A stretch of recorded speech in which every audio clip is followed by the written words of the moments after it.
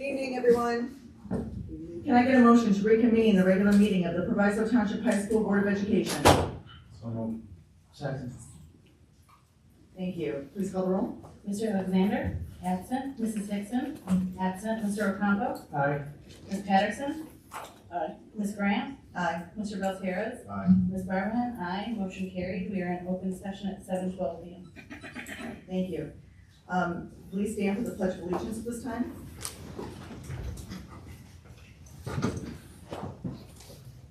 I pledge allegiance to the flag of the United States of America and to the republic for which it stands, one nation, under God, indivisible, with liberty and justice for all. Thank you. Ms. Barberman, please read the vision statement. Through expectations of excellence and by providing equitable educational opportunities to empower each student, our graduates are prepared for college careers and to serve as contributing members of a dynamic global society. Thank you. At this time, the Board of Education opens the floor for public comment. The board will receive public comment from any individuals present this evening who have submitted a request to address the board per the established procedures. Comments will be limited to 3 minutes in accordance with Board Policy 2-230. We believe that all participants in the meeting desire the best outcomes for our students, families, and communities. As a reminder, this meeting is being live streamed and will also be archived and available on the district website. Our first public comment is Jarrell David.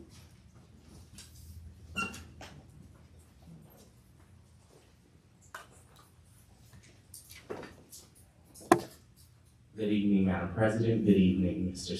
Vice President. Good evening, Madam Secretary. Good evening to all the board members and to my co-interim superintendents. I come before you today speaking upon one goal. As a student who is a rising junior, I did get notification that this will be on the agenda to approve. I don't know which way you all feel that you're gonna vote, but I come to advocate on behalf of my class of 2026, which is my sole mission. I've seen, I've witnessed, and I've observed One Goal classes, and I can see where they are actually researching things that they're gonna do after high school, post-secondary careers and jobs, trade schools, stuff that's not communicated a lot in these type of communities, especially at Proviso as much, but we're able to see that there's another door. Instead of going to a college for 4 years and getting debt, you can also go to a trade school and come out. Because Ms. Barberham, like you said, would you, or like your father once said, would you rather live in a world with lawyers or would you live in a world with plumbers? So we need more plumbers. I agree. Right. Okay, so we all on one accord tonight. Anyway, I just want to make sure that we're looking out for everyone in every educational possibility, because everyone knows that we do not have to go to college to be successful. So I urge my board, because I know that you all were elected to be for the student and by the student. So I want you all to know that the student body really, really does enjoy this course. And I thank you for your consideration. Remember, in order for us to be one team, one goal, and one proviso, we must be on one accord with one mission and one vision. So thank you all, and have a great rest of your evening. Next is Margarita Sinclair Lavasseur.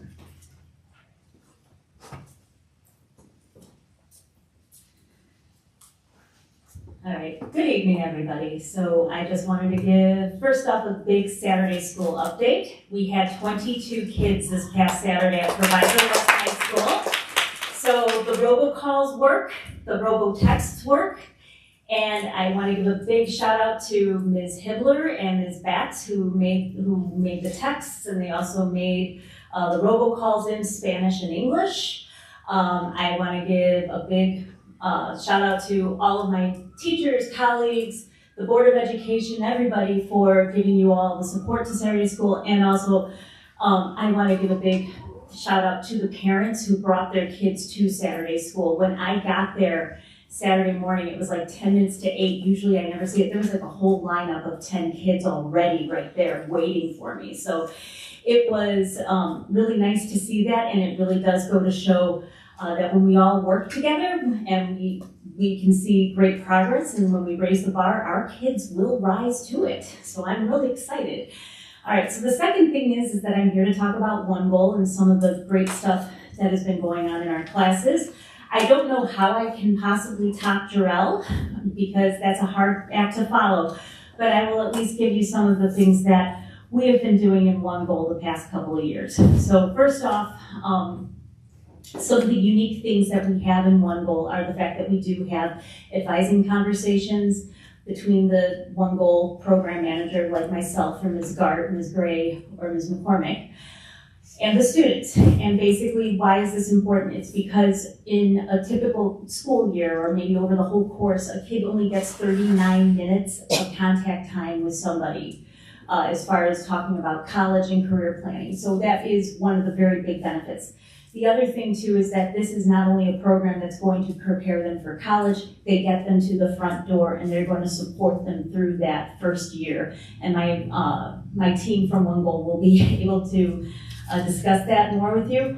I also want to mention too that starting in February, I started doing SAT prep with my kids. It's not like something I'm doing we're doing it every day, but one day a week we're doing Khan Academy. They have to finish up whatever they don't finish at home. And I've been focusing on their reading scores. The goal is to boost their reading scores up. And hopefully it works, but it does, they do have to keep track of their progress. They do have to keep track of how they're doing in the class. In year 2 right now, I've been giving kids time to work on their college applications. Year 1, my kids are working on personal statements. I'm also hoping by the end of the year to have them do like a who am I profile sheet that they can keep a copy of, I have a copy of, and then they can actually just give a hard copy of this to their teachers when they need a letter of recommendation.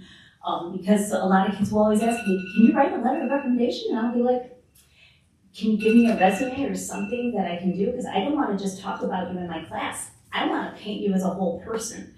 Thank you. So this was great. Thank you. Thank you. Anthony Harris? Hey.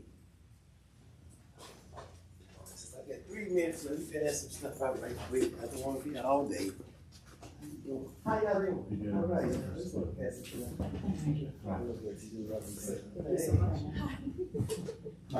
don't even know about that. Thank you.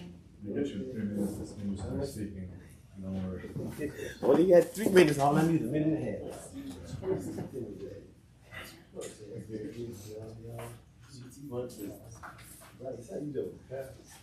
Okay. In 2016, you guys hired me as a custodian. That's what I am right now, custodian. Okay.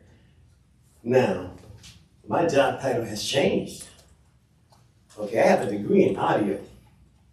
I had a degree when I got to this company. I had a degree in audio. I have my own audio company. Now, since 2002, I have tasks and work orders in there for you. I'm in charge of doing audio. Well, I'm told to do audio.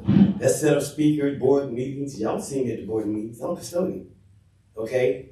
The famous board meeting, the one that was at the main gym, where they said Henderson raised his hand and all that. I was the sound engineer that night. But my personal sounds, because the district didn't have the sounds, I was qualified to hook up with the TV. I did that. You need a qualified sound engineer to know to turn that mic off so they don't hear that conversation. That was me. Okay?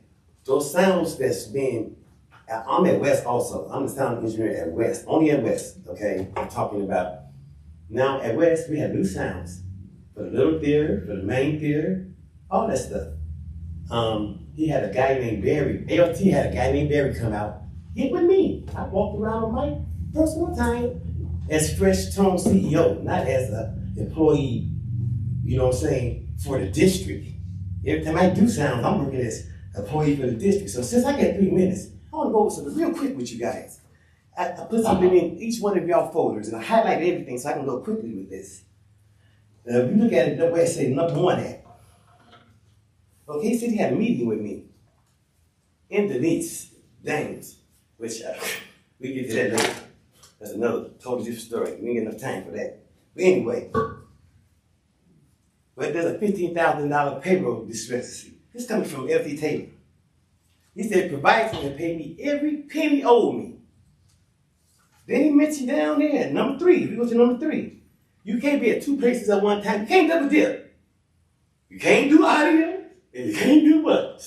Okay, custodian work at the same time. I agree. Okay? Now, if you read number 3, he's offering me to work overtime to do what you guys hired me to do, custodian work. My hours are from 7:30 to 4. He states in his own work after 4 p.m., okay, to clean your daily assignment. After 4 p.m., that's him saying it, not me. Now, if you go down to number 4, it's a PCPS. You also mentioned that audio wasn't part of your job description responsibility, limited below, list below. He gave me a list of stuff that the manager is qualified to do, or to tell his employees to do. Listen here, y'all. I don't know who he playing with, but it ain't me. Okay? Okay, it ain't me. Now, if he, I only got 2 seconds. If he got this check, I want to know the date on that check. I want to know the number on that check that he said he gave to me. Okay? Okay, I want to know Sorry, your time is up. who signed this check and everything, and that's fair. Thank you for this year. Thank you. Mr. Bryce? You could email next time and ask for 5 minutes. Yeah, can you? Yeah, thank you. Mr. Bryce is gonna follow up with you tomorrow. Okay? I appreciate it. Yeah, thank you. Thank you. Marshane Chambers. Did I say your first name right? Marshane, sorry. It's Marshawn. Good evening, board members, administrators, and community members. My name is Marshawn Chambers. I am by title the administrative assistant to the principal at the Proviso Math and Science Academy, and will be as of 20 years in August. I hate to have to come to you in this manner, but I am at a point of no return, and I am asking for your help. I have been a loyal employee to this district, and I have never ever had an issue with any administrator, any faculty member, or any staff member. I've had 9 principals, probably 10, I'm not sure, 9 or 10. I've been through 9 or 10 principals, and I've never had an issue. I'm also known to be overly helpful to everyone, even at East, West, the district offices, whatever is asked of me, I do it. I'm here tonight to seek resolution to the daily harassment and bullying that I am receiving in my office on a daily basis by the current interim principal. I have tried to handle this situation in every way possible, having personal conversations in the beginning, trying to get resolution, and I've gone to HR 6 times. I've spoken with Dr. Carvallis a few times when she was here. I've spoken with Mr. Bright. I've spoken to so many people, and it seems to me that no one cares, that I have to come to work every day and be bullied and harassed. And today, now she's CCing the superintendents on emails to me about petty tasks. She's giving me petty tasks. So I'm the principal's secretary by title, but now I make photocopies for the teachers. I do book room, which I've never done book room since I've been here. And I have to make flyers. She's giving me tasks of making flyers for whatever. Just make a flyer for this party, make a flyer for this and for that. And I feel like anyone that's been my past principal can speak about my work ethic. I have a very good work ethic. I'm not a lazy employee. I do what it is that's asking me to do at all times. And I'm being told, so now I don't even report to her. I report to our assistant principal, and now she's doing things through her to me. And I just don't think that it's fair. And I feel like, to me, I don't have an out, because I went to human resources. And I don't know the process because I've never had to go through this, but it's like, to me, I felt like it didn't care, because I've been told that she's the principal and she can run the school the way she wants to. And I asked, does it include bullying me and harassing me? Because I do everything that's asked of me. And basically, I'm here today to just ask if I can receive some assistance. I asked for a transfer. And I know that I'm a senior level secretary. The only other position that I could do is probably district, which are all filled, but I'm just asking for some assistance for me not to have to come to work every day and be bullied and harassed. Thank you very much. Who is she? Kristen Chiganos. the interim principal at PMSA. Thank you. Thank you. Karen Northern.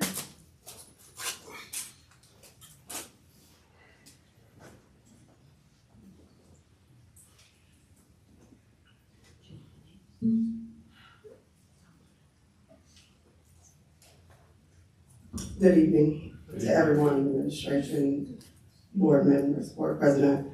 I am the school nurse at Proviso East. I was here last year with issues. They're even greater this year. I won't even go into the number of deficiencies that we have with immunizations with our children, especially since this uptick of measles has occurred. I can't even begin to tell you how many students are not fully immunized, and we're still allowing them to come to school. We're not excluding them as the state says, not recommends, but they say that we have to. But there are students with every one of the different disease processes that are just coming to school every day. Children without physicals, playing sports, real interesting for me. Secondly, as the nurse, when a student comes in, I can't even report them coming to me because my permissions have been changed by Mr. Hull. So I can't put in medical homebound. I can't put in medical absences beyond 3 days. I can't even document that the student was there in Power School through attendance, which that is part of what the nurse does. Here at PMSA, at West, they are not restricted, but my permissions are restricted, which makes me have to spend sometimes 20 to 30 minutes calling attendance so that the kids are not unverified. So I'm trying to understand that. I have students that are injured or hurt and I never see them. I hear it through the grapevine that this student was hurt. Did you take it? No. Because for some odd reason, somebody else wants to play nurse or doctor. God bless their ministry if they do have a nursing license or a doctor's license. But I should be allowed to do my job in the way that I need. And I feel, for me, very harassed because if it's not across Proviso,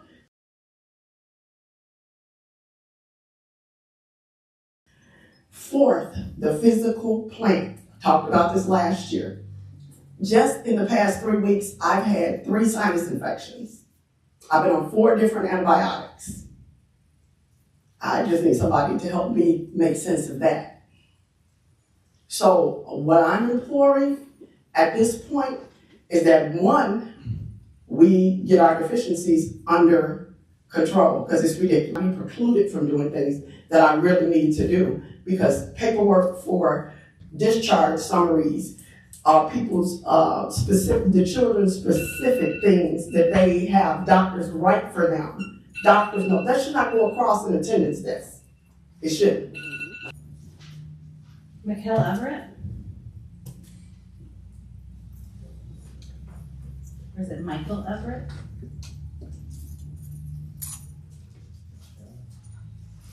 Mikel Everett. We received information, and Mr. Eshoff and I will be reaching out to him. He's a student. Okay. Okay. Cameron Gibson.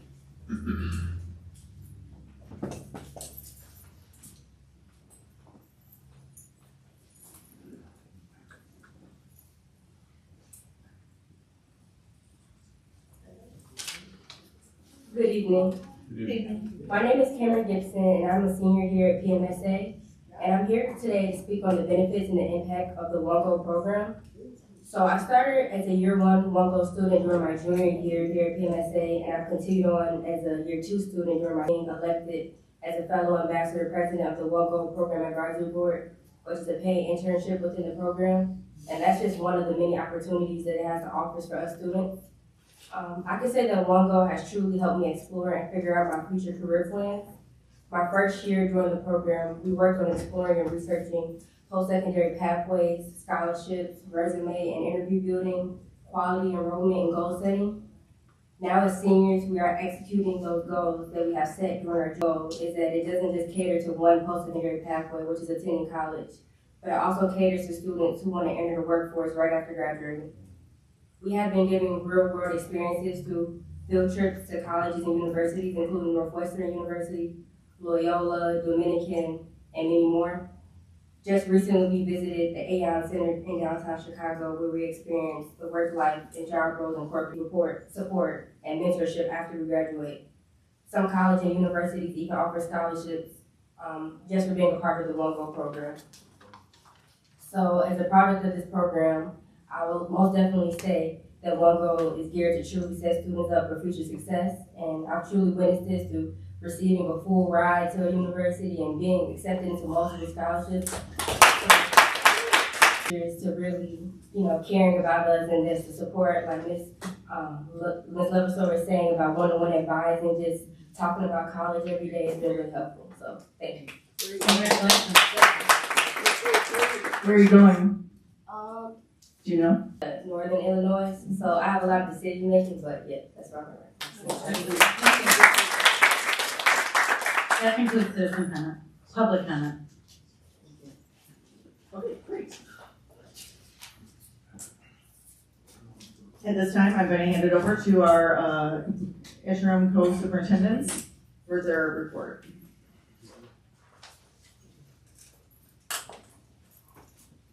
We're going to begin with the staff recognition. Thank you, President Grant, Vice President Campo, Secretary Barbenheimer, board members, community, staff, thank you for being here. If you recall, a couple board meetings ago, we did recognize several staff members for their growth in the STAR assessment in the areas of reading and math. We made several each building. We recognized not only our outstanding math teacher and English teacher, but also those that are outside of those areas that still supported those areas and had tremendous growth in their overall areas of either, again, reading or math. We wanted to correct one and add one additional member to recognize, and that is one of our co-teachers to Miss Audra Gart, who was recognized, and in working with this teacher, and we'll say his name in a moment, and with Dr. Wardasani realizing that he is indeed a co-teacher, and part of those efforts of that growth was due to his work and his work with the students in that classroom with Ms. Gart. So we wanted to correct that and make sure that we publicly recognize this teacher for his efforts, and that is Mr. Andrew Stripp.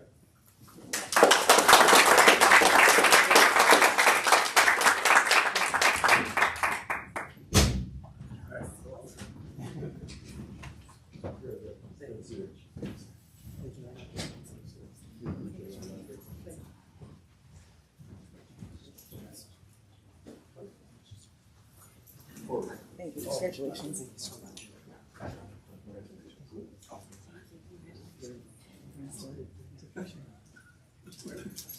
You get to be the middle.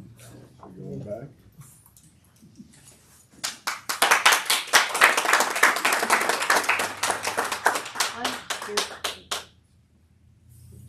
Great job. Thank you.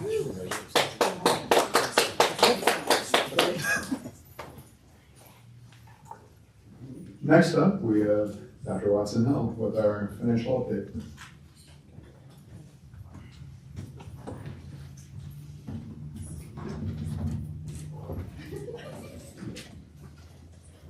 Good evening, everyone.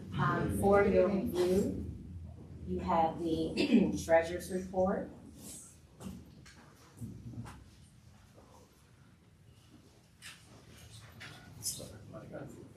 That's it.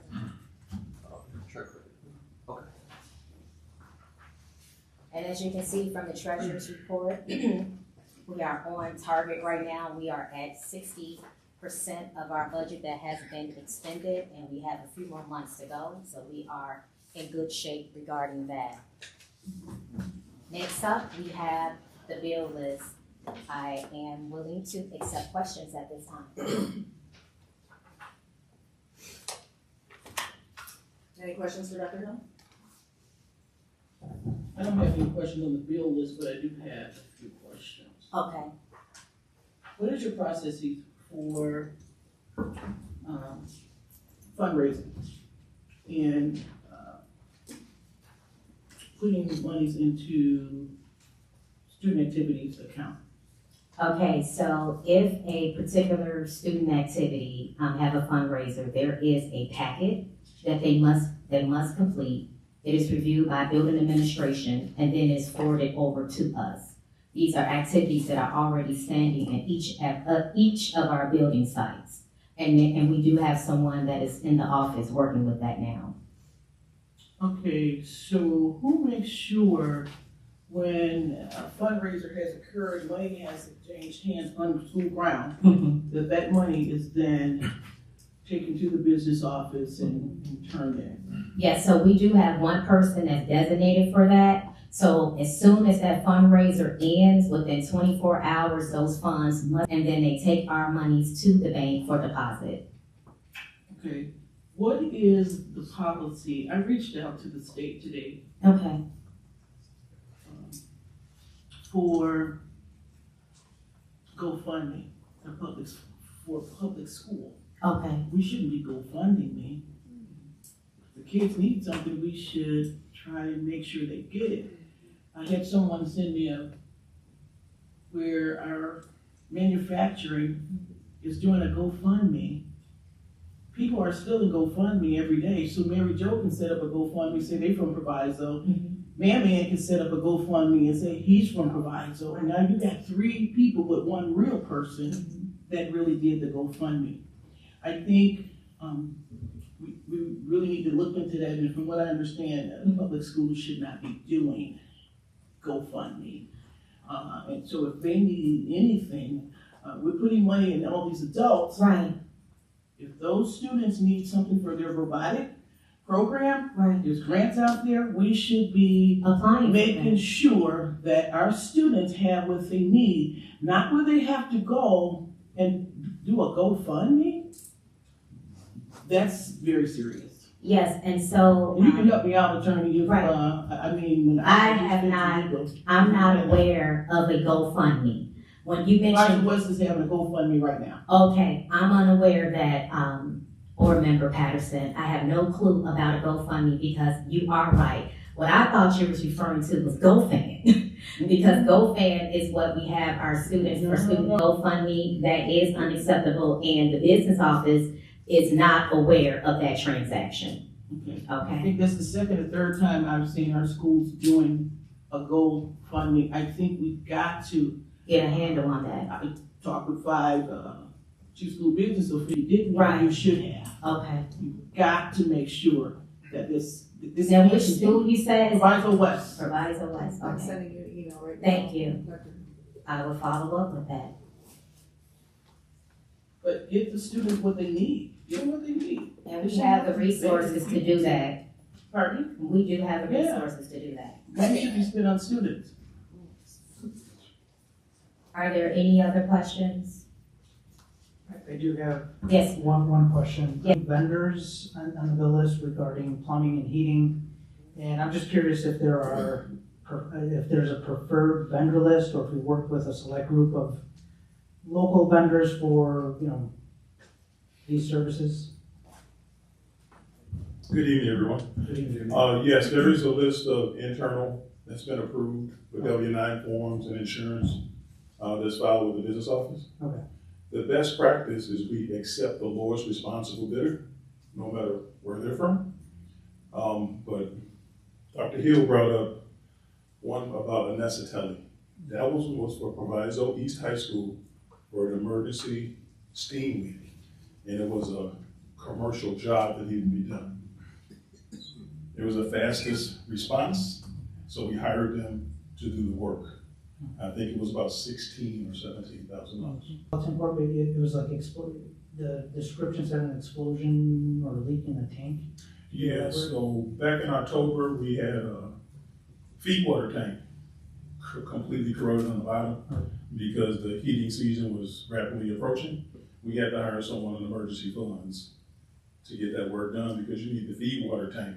That was one feed water tank encapsulation and redoing all of the pumps on the bottom, and also doing the feed water coming from the domestic cold water to the feed water tank.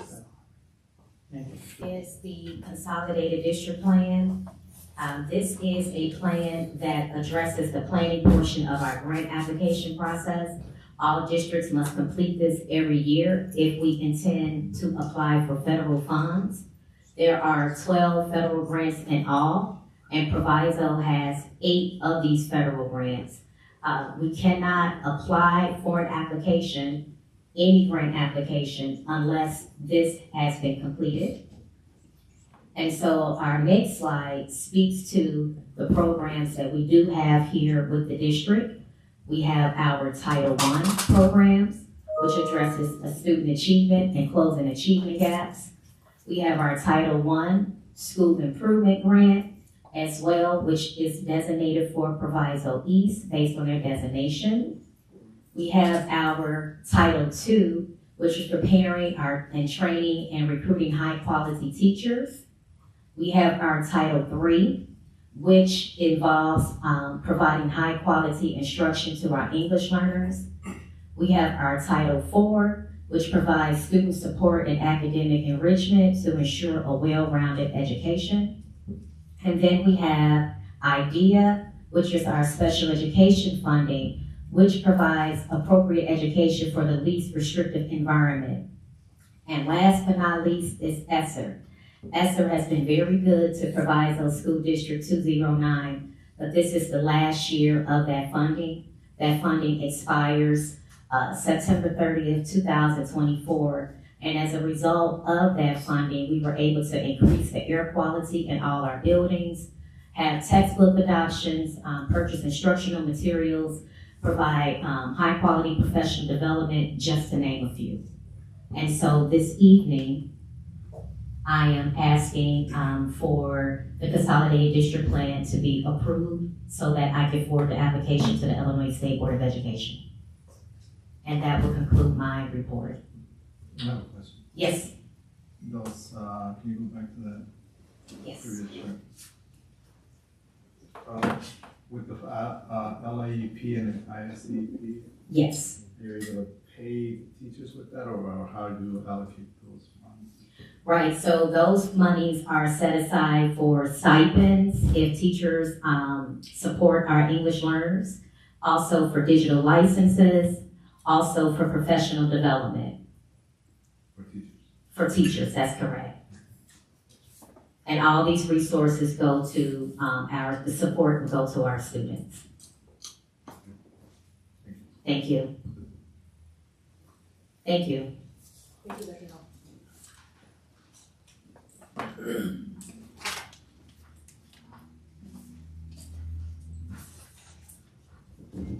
Okay, next board, we have 3 members, 3 of our partners from One Goal here tonight with us.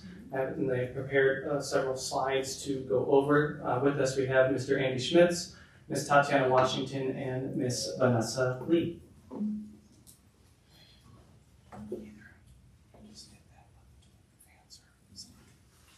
Good evening, board members. Thank you so much for having us this evening. I also just want to say, classroom, I'm Andy Schmitz. I serve as the Senior Managing Director at Wongle. And again, I'm joined by my colleagues, Vanessa Lee and Tatiana Washington. We just want to take a few minutes just to share a little bit about the history of Wongle and Proviso, the partnership, and share a little bit about the successes that we've been very fortunate to achieve with you all as district partners. And so I'm going to give a brief overview. 2006 in Chicago, and our mission as a nonprofit organization is to transform post-secondary advising and support across the country. We do this through 2 partnerships with districts. One, our classroom model, which is a curriculum and program experience for high school juniors and seniors focused on a variety of different post-secondary advising topics like you heard the students share about: career exploration, financial literacy, creating a best fit list. And we also engage district and school leaders in our One Goal Leadership Network. And so that's a series of supports, coaching communities of practice with other leaders from across the state, focused on post-secondary systems and structures at the district and the school leader level. To share a little bit about where we work across the state of Illinois, we have over 20 district partners across the state. They range in district size, small, medium, large, and we have a range of different student demographics in those communities that we serve. Our work with Proviso started in January of 2022. And so the Illinois State Board of Education, as a part of their learning, renewal, and post-secondary transition priorities, helped us launch our leadership network at about 20 districts across the state. Proviso was one of the first 23 districts to apply to the partnership at that time, and the costs were fully covered by the ESSER II funding that the state provided to districts. That work continued last year, where we launched our classroom model at the 3 campuses across Proviso Township, and continues this year. So we now have high school juniors and seniors in our one goal classroom. And at that time, Proviso also applied to leverage a state formula grant to continue working with us via that funding stream. For some of the work that we want to highlight with you all tonight, just to tell you a little bit more about what that work has looked like. In the One Goal Leadership Network, a lot of that work is led by my colleague, Julie Frugine, who unfortunately cannot be here tonight, but she's worked with district leaders, school leaders, and counselors, supporting post-secondary data systems and structures and building capacity through counselor collaboratives that she helped district leaders plan on a regular basis. And so this has really helped to build capacity of counselors across the district, ensure that they're accessing data regularly to inform student advising and supports across the district. And we've seen some impacts on students that we're really proud to share with you all, and that we've been able to achieve in conjunction with district and school leaders. And so just to spotlight 2 of those, I'm going to pass it off to my colleague. This is data from last year, but this is some of the work around Freshmen on Track. That's been a big emphasis of our work with district and school leaders. And so this is something where you can see that there was an overall improvement at the district level and at 2 of the 3 campuses as well. And that was similar to some of the work that we did with district and school leaders and counselors around FAFSA completion. Again, this is last year's data, knowing that the FAFSA is currently open right now. But this is another area where we were able to achieve some success around FAFSA completion improvements at the district level, along with the campuses. I'm going to turn it over to my colleague, Vanessa, who's going to talk a little bit more about our classroom model. Hi everyone, I'm Vanessa Lee. I am a director of teacher support, and what that means is my sole job is to make sure that your One Goal teachers have the support that they need. And so I work directly with them. I've also taught One Goal for 11 years, and I currently have a Y3 cohort, which is that first year out of high school. So it is near and dear to my heart. During the junior year, I think the thing that is incredible and different about One Goal is we do not sit down and say, what do you want to do with your life? We ask our students what their strengths are, which is new. A lot of them can't think about those. They haven't had the opportunity to think about those things. What are your strengths? What's important to you? What are your values? And how can you take that and push them together and find yourself a post-secondary plan that is going to speak to your strengths and your values? And the work is kind of flipped. And it's really incredible to see the growth with students, and they leave junior year with a list of post-secondary either programs or colleges, universities that they will begin to apply to in the fall. We have a team of people that have designed some incredible tech tools that are new this year, and they make the search process incredibly personalized. And it allows us to also keep that data so that we can support the teachers through that process. During the senior year, it is a lot of applications. There's a lot of support there. But we also start to talk about what life after high school will be like. And it's not just about finding the school that accepts you. It's about finding the school that is your best fit, where you are going to feel like you belong and you can achieve what you want there. But it's also maybe that involves going into a trade, maybe that involves joining the workforce, and we have a lot of resources and people behind that. What makes One Goal different is Y3, that first year out of high school. And one of the things that I have to make sure you know is that each One Goal student is eligible for an enrollment grant each semester that they're in school. It's usually around $750. They can use it for tuition, they can use it for books, they can use it for housing. Let's say you have a student who wants to work. Maybe they use their car to get to work every day. We will help them pay for that car repair. These are funds that students access all the time. And I think it is something that's really different. And I have students that are seniors in college that are still getting support from One Goal and getting those funds. We also do have partner schools. Your student mentioned that she went to Dominican. That's one of our strongest partners. Our kids get $2,000 just for saying they're a One Goal student to go there. But we also have a very strong partnership with Illinois State, with the University of Illinois at Springfield, Arupe. There's a lot of other ones, but those are some very strong ones for us. And we do a lot of work too in between the senior year and then enrolling in the fall. And so the kids have access to, yes, their program director, their teacher for support, but they also have access to an entire team of people who support fellows in some of the more unique situations that come up after high school. And I'm going to pass it along to Tatiana. Thank you. Good evening. My name is Tatiana Washington, and I'm the Senior Director of Growth and Sales. Senior Director of Growth and Sales here at One Goal. And I'm here to voice over the figures you see here on the partnership fees.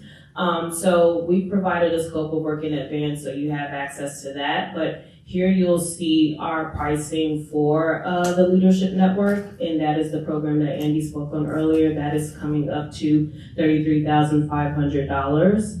And then you'll see the total price for our classroom model. That's $18,500 per cohort, and we're estimating that we may have about 5 cohorts for next year, and that lands us at $92,500. Want to definitely voice over and highlight that this does not include 9 2025 cohorts. Those have already been covered by ISB and One Goal, so that's not configured here.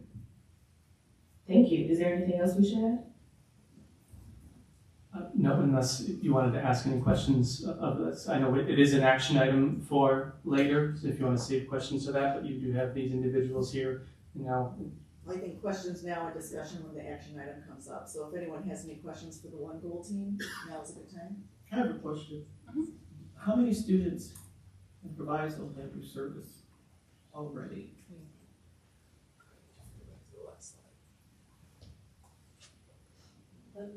So just under 500. One more, yeah, just under 500 11, 12 graders. Just under 500. And how much are we talking? 100? The action item is for $126,000, which includes both the classroom model and the leadership network.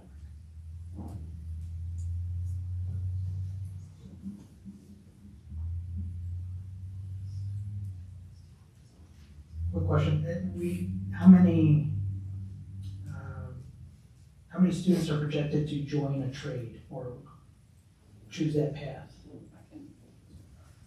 That number obviously changes depending on the school and the student, but I think in my experience, we typically see around 80 to 85% of students who do enroll in a post-secondary pathway, usually a 4-year, 2-year degree.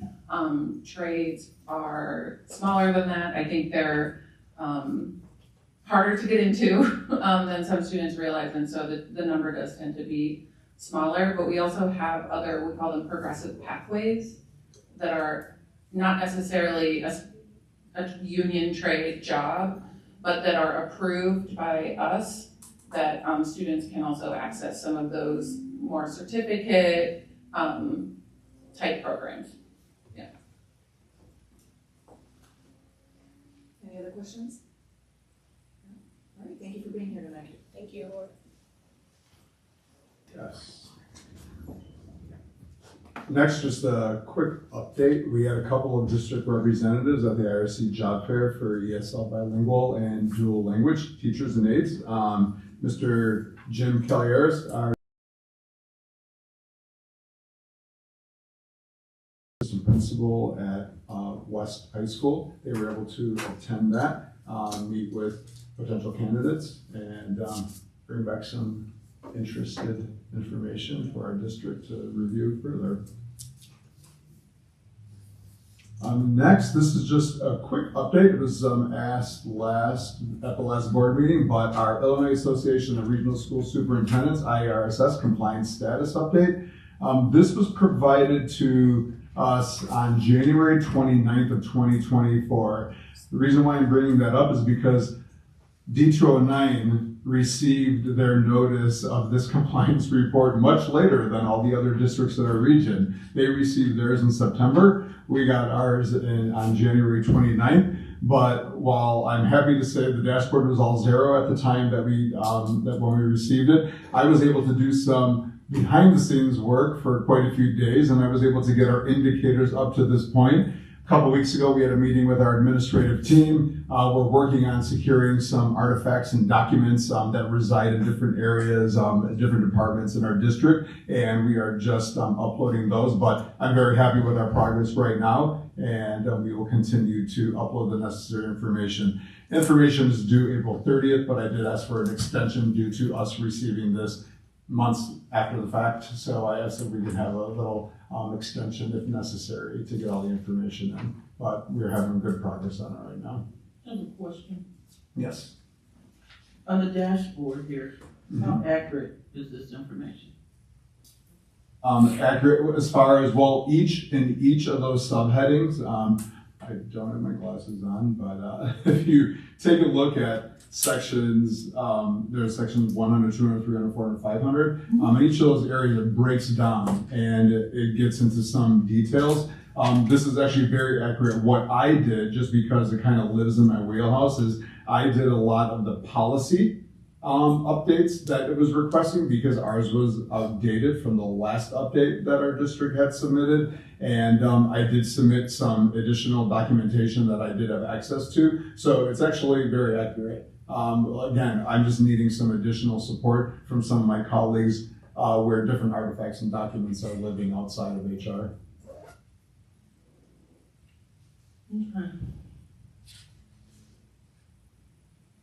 Okay, next slide. So next, this is some information about our drivers that are behind the wheel and student fee increase. I believe we briefly discussed this at the last? So yeah, I know it's come up during our finance committee meeting led by Vice President Ocampo. We've worked extensively also with Paula Struing, who is currently employed at Proviso West, and she provided a lot of information at that time. I think Mr. Ocampo did also bring up some information during one of the meetings during the President's report as well. And taking a look at that information, what we are currently looking at right now, our student fees are at $87.50. And at the time of that change, and that's also in the action item for later tonight, was when that was done, that was due to the impacts of COVID. And written in the action item at that time of the change was recognizing that this may change after further investigation and after the impacts of COVID in years later. So right now we are looking at raising that, what was once $175 at its peak at one time. The recommendation to the board tonight in that action item is to raise it to $150. Did you want to speak to the? I know, just as stated on the slide, I mean, in that request is just due to the escalating labor and vehicular maintenance costs, just to offset it. But obviously, we will follow any direction that the board would like to go in that. But right now, this is the request at hand. All right, does anyone have any questions now? We can do discussion when the action item comes up, but any questions about this? I have a question. For the $50 for the behind the wheel instructor, how many students will be taken behind the wheel this summer? So and how many teachers, how many instructors will you need? So right now, the request to the board on the action item is for 10 driver's education instructors, and that is largely due to the immense backlog that we are experiencing right now. If I recall correctly with Ms. Struing, I think we were about 300 or so students behind to my recollection. So The MOU for the action item tonight for raising the hourly rate of $50 is to entice more instructors to come, whether or not that it will be 10. 10 is what is proposed, and that would get us in line to catch us up with where we are currently behind. And those 300 students are those students from Proviso East, West, PMSA, or is that a combination of students from Proviso 209 and parochial schools? Yeah, I would honestly have to look. I believe it was all encompassing at Proviso Township High School, so all 3 of our campuses. We do, as you may know, we do have some students from parochial schools that do come to us in the summer. I think offhand it was under 10 this past summer, if I recall. I'd have to look at the list, but the 300 number was just our Proviso students. Any other questions? Okay, next slide, we're going to give just an update on our summer school program for 2024. Yeah, so Summer School 2024. We are going to have a number of offerings this summer, both in original credit, credit recovery in-person instruction, credit recovery via Edgenuity. For those that are not unfamiliar with Edgenuity, Edgenuity is our online credit recovery program where it's an online curriculum where the student works through pre-selected coursework aligned with our current coursework and curriculum, versus the in-person where a live teacher would be the one instructing, the instruction would not be through Edgenuity. And then we also have several enrichment opportunities. First, I want to make sure to thank the work of our employees and that of the help from Dr. Wardisani, from Tony Valente, from Angela Marino, and working with the principals, Dr. Hill, a big group effort to put the presentation together for the action item tonight on summer school. Our proposition for this summer, where it has traditionally been at the Math and Science Academy for the past several years due to construction, since the construction for the most part is complete, the proposal is to have summer school at Proviso East and Proviso West this summer, with students who currently attend Proviso Math and Science Academy. If they would select to come to summer school, they would go to their home school, whether that's Proviso East or Proviso West for the summer school option. A note on student fees. Student fees, right now we are asking if you, parents and students, if you register prior to, by May 31st, there will be no fee for registration. However, if you still would like to register after that point, then the registration fee would be $100.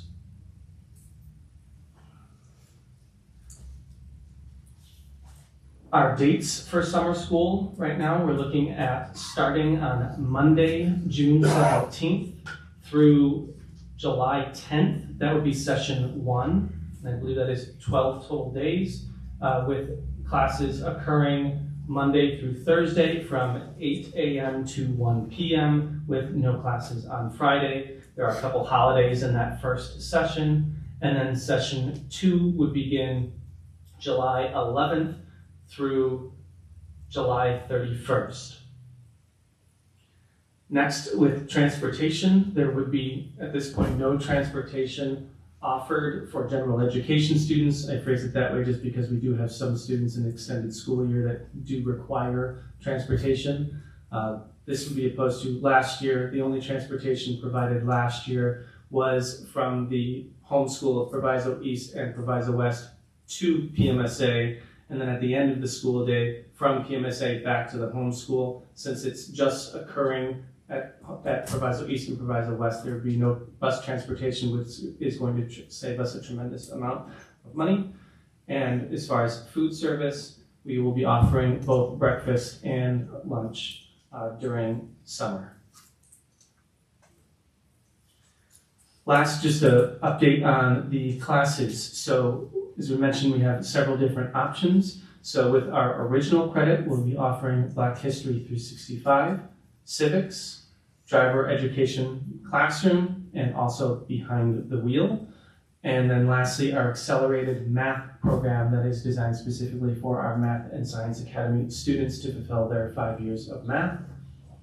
Next, on the credit recovery in-person instruction, we are targeting our core areas. So you'll see English 1 and 2 being offered, integrated math 1 and 2.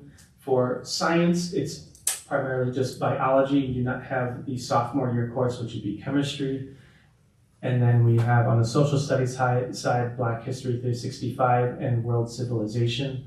Taking into account looking at this and looking at our current where we stand failures for semester 1, try to account for that information. And as far as staffing as well, trying to make that recommendation of what courses we would be providing for that in-person instruction. So again, with that, it would be a live teacher in front of students, opposed to the other side, which would be our Edgenuity side, where through Edgenuity, we will be offering essentially all courses available through the core areas of English, math, science, and social studies. Lastly, we have several enrichment opportunities available to our students. These, keep in mind, community, that these are non-credit bearing courses, but we do know that many students, and a fellow band player on the euphonium, but summer band camp is being offered there. We have also Freshman Connection for our incoming 9th grade students to help get them acclimated to our buildings. We have also Upward Bound being offered, as well as a newcomer camp.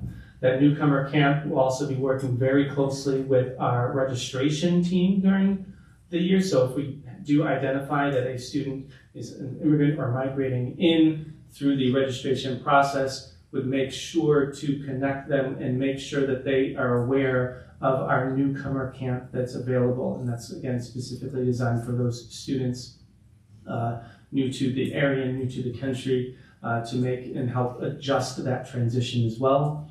And then lastly, our 2 other areas would be Math Skills Workshop and English Skills Workshop. Again, non-credit bearing, but the idea is if there aren't current courses needed for credit recovery or original credit, but we still know that these are 2 very key areas to us and our students and our performance. So offering these options here as a way to not be tied down by the structures of a class, but more for supporting those 2 key areas. Yes, Ms. Grant. Just a quick question. The enrichment opportunities, are those going to be offered for session 1 and 2, or do we know yet? Well, I believe Mr. Valente is in the audience, so I'm going to... both sessions. Thank you. I have a question. I noticed that you're gonna hire 88 teachers, 2 facilitators, behind the wheel coordinator, security support role. Yes, ma'am. And we paid $200,000 last summer, right? You've increased the pay to $7,500 now, which means that's an additional $548,220 that'll come from the general funds. My concern is that how do you know how many kids you're gonna have for summer school? Because we went through this where there was some legal stuff took place because you guys know. So are we gonna have 88 teachers and very few students? How are we gonna handle that? What is the understanding with the teachers? Because if you don't have any students to teach and we're paying taxpayers' dollars, that's a problem. Yes, ma'am. That's a very important question that you raised, and thank you for raising it. My first response to that is that, again, this is proposed, but it's also based on our enrollment. So if we are looking at our enrollment numbers as we close that no fee registration period at May 31st, but know that students may still come in, we're going to be looking at all of that enrollment to determine, again, what is our need. So we are not in that position that we were in, there was 1 or 2 years ago, I forget, where in that second session that enrollment number dropped. working very closely with the team to ensure that everything is balanced out evenly and that we are only hiring based on what our need is. Is there something? Yeah, no, I mean, the primary indicator, that's why we're trying to do the push to enroll by May 31st, so we can really have an understanding of student need and interest, and then that'll help us determine the full summer school schedule. So now the behind the wheel coordinator will be paid a fee for coordinating, and she would be paid, or he, whoever it is, $50 per hour for doing behind the wheel, right? Is that what I'm saying? No, my understanding that the coordinator role is more the behind the scenes, the administrative role, and please correct me if I'm wrong, that they're going to be doing all the coordination of the behind the wheel, because the staff who are in the vehicles with the students, that takes a lot of time, that administrative end of it. So that's what this position is doing. They, from my understanding, they're not driving, they're doing more the coordination of all of it. And I was under the impression you can't do driver's ed classroom in the summer. You can do behind the wheel. And are we now able to do driver's ed classroom in the summer? I was not, I can look into that, but we have offered classroom in the past. So I can look into that if there are rules stipulating that it is not able to be offered. I know, I'm just asking. Oh, thank you. Again, I am real concerned, and I want our kids to learn $548,000. And we don't even know how many kids we're gonna have. So that's something to look at. And since we're talking about summer school, I would also like to get a snapshot of freshmen, sophomore, junior, seniors, the failures. We haven't had that since Dr. Henderson left. And I know 116 out of 322 Proviso West seniors, students failed at least one course first semester. Proviso West High School students, seniors, had a total of 268 senior credit failures. And I'm concerned because we did not afford our students, and that's why I'm here. We did not afford our students, especially our seniors, an opportunity to adjust when we went from the 50%. We just went and then boom. And so now you're seeing this failure. There's over 2,000 failures, I believe, at Proviso East. It could be more. It's important that this board understand, when you made that move, you created a monster for some of our seniors. And I have gotten so many phone calls from seniors, their parents, and one of the things, every time they talked, it was, but they didn't even give us time to adjust. This year was 50%. We go back in the middle of the whatever, when the board changed, he said, we're taking the 50%. So now you have this failure. Now you have seniors looking around saying, you didn't even afford us an opportunity, when clearly I said, let's give it a year so that the students would be used to it. But this is what we think of students, because we have this failure now. I'm speaking specifically of our seniors, and it's unfortunate, it's sad. That's all I have. We can get you the failure numbers to you and give you the semester one and provide where they are currently at right now. But since the semester isn't concluded, that number may shift, but we can get that to you. The last item on summer school that was kind of being talked about already was the number of proposed positions, just to get a bird's eye view of those numbers. Again, stressing that it is based on enrollment. We want to be responsible, again, not being repeating history with positions there. So we do have money allocated through ESSER funds, specifically for English and math teachers. Looking at Dr. Hill for confirmation, I believe it was for specifically English and math. So there is ESSER funds allocated for that, but the rest would be through that general fund. And noting too, I think Ms. Patterson, you brought up the price differential between some of the positions, And again, trying to incentivize, we believe it's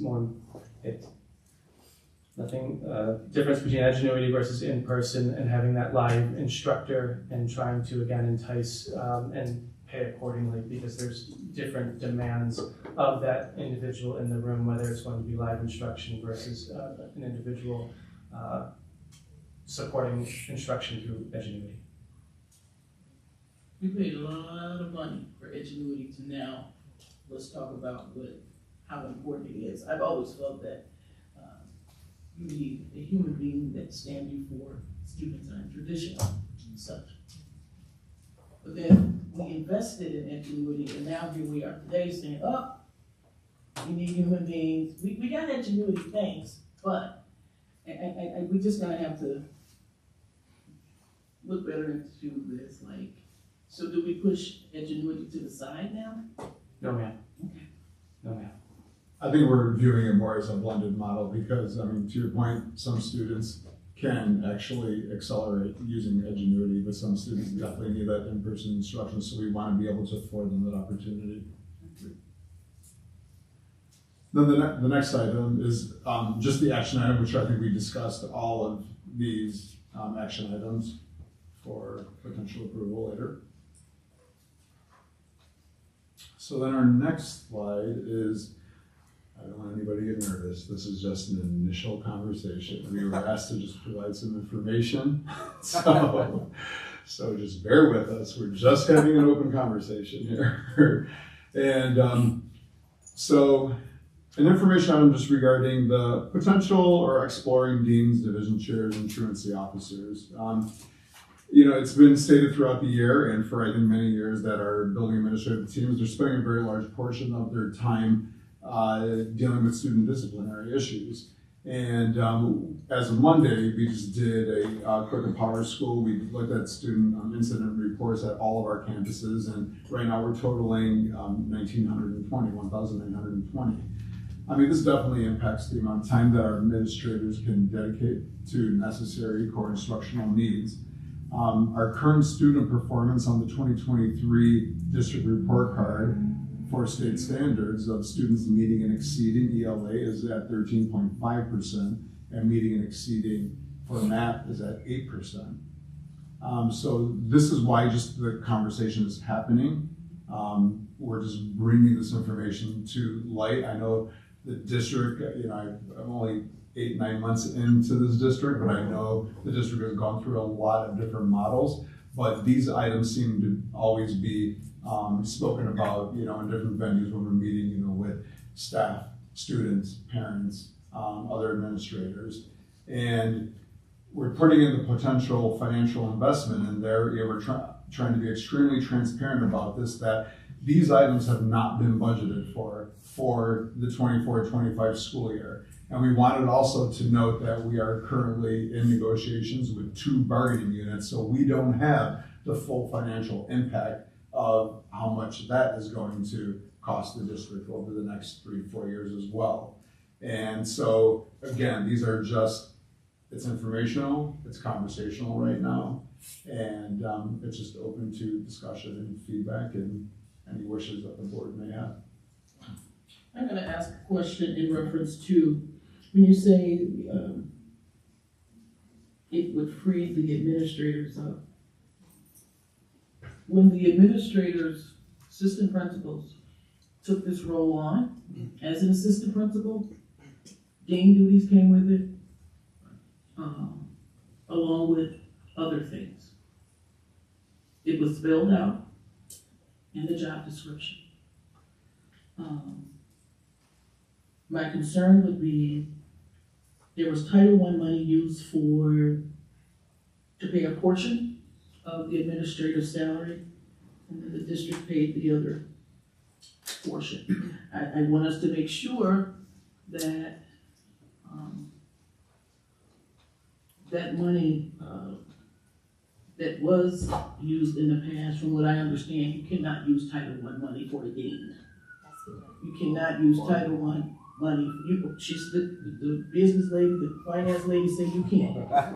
So I'll pull my stuff out when I get home just to educate myself. But You can use Title I money for division heads. Can you do that? Instructional coaches. Okay, no. Division head. There's a difference between instructional coach and division head. For Title I, Mhm. it would be anyone that's providing instructional support to students. Mhm. So division heads would not qualify. Right. However, instructional coordinators that we do have with the district do qualify in addition to grade level principals. That's what's being charged today. In reference to truant officers, I'm going to address that. I don't know how much we, as a board, could do by hiring a truant officer. The truant officer is very limited into what they can do. Your regional office is pretty much going to send a letter. You don't even have a court call in Maybrook. Most districts don't have it. I believe Roselle has it. I know that they have it. It's more of an ordinance kind of thing for the village versus a school thing. And I think people have the misconception that if we have a truant officer, it'll take you to court. Well, the kid doesn't go to court, the parent goes to court. But you gotta get the parent there. Right. They're not locking anyone up because your child didn't go to school. I'm not going to allow us to fool the people because that's not happening. Unless someone has a planned party that they want to put in this position, then we say that. That's pretty much all I have to say about that. Well, those are just the details. I understand. I'm just voicing my concern. I'm going to reiterate what we were talking about earlier. It's that this plan was brought up initially when Dr. Caravellas was assigned to superintendency. Mm-hmm. It would have made more sense then. Right now, we're looking for a new superintendent. For all you know, if we implement something like this, we'll probably cut it all off, reduce part of it, and it's just not the time. We have to do it is just put this into it, since it's not cost neutral, right? You have to put this into our financial plan and see how that's going to play out for the next 5 years if we implement this. So it's not a good time. I mean, maybe we could just talk about it, but I don't think, we got 2 months left this week. And the new superintendent might not even go this way, I don't know. So it's not the time. Honestly, it's not. I would like to work with the teachers, and that's what they like, but it's just not the right timing. Now, when your new superintendent comes, you could give them all this work, and here's a file, and get your feedback on this. Maybe we have to let our superintendent do what he thinks is best. If not, we can't hold him accountable. If we give him a prepackaged plan when he fails, it's not on him, it's on us. So I think it's important to note that a few years ago when the dean positions were eliminated, there was a really big outcry in the schools from administration and from teachers and security as well, that these positions are necessary. And we've heard that from a variety of groups since then. Teachers, the Proviso Teachers Union, security staff, administrators have all said that these are supports that are necessary to help do a better job of running the schools, but also to help provide supports that students need, whether it's a discipline problem or an absentee problem, or students who perhaps don't live in our district but are coming here anyways. We hear about that a lot as well. So I think it would really behoove us to listen to the people who are dealing with these issues on a day-to-day basis. Most schools have these systems in place to handle some of these problems. And I think whoever is brought in as the new superintendent would do well to listen to the people who have been here, some for decades, and what we need to help run these schools. We do have an absentee problem. That's something that we've discussed time and again. And it's not just Proviso, it's nationwide. We know that ever since COVID, getting kids back into the classroom has been really difficult. That's not a secret. But what steps can we take? We're responsible for our district here. We're responsible for our students here. What can we do to help? And so I think when we're hearing from people over and over again, these are the tools that worked for us before. Can we please have them back? so that we can do right by our kids, I don't understand kind of what the debate is. If these are things that our school community and staff and students are saying will help them, then we need to find a way to make that work.